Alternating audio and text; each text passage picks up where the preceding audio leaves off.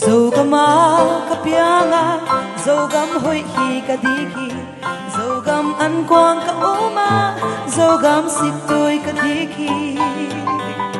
Kalang tian na dâu gam lei, katan na dâu an le tôi,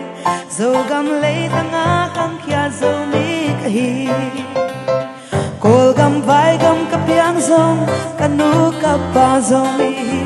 kol an senan kanekang. Kasi kasa dâu mi dâu lai dâu bao thay lawin kol bao vai bao kasyam dâu kol mi vai mi hituan lâu dâu mi kahi dâu mi kahi zumpi kay ni mi sang anyam zodin pasyanong kol hituan lâu dâu mi bang nong ta gam ta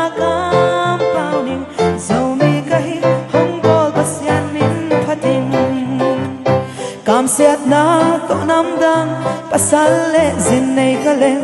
kol gam vai gam om kalen pasyan hong piak tu le da zo mi hi na thei sakning zo lai zo bao sin sakning a hi zong ma sa pen zo mi ma he in Minam dang ta tei zo sum zon pai zong zong siam zo izep ki bua zong siam zo an wan me wan zong siam zo zo mi ten sil ding ne di a om na pin zong zang thei lo zo mi te hai lua sai zo mi ka hi zo mi ka hi zum pi ke ni mi sang an yam zo di pasyanong bol hituan lo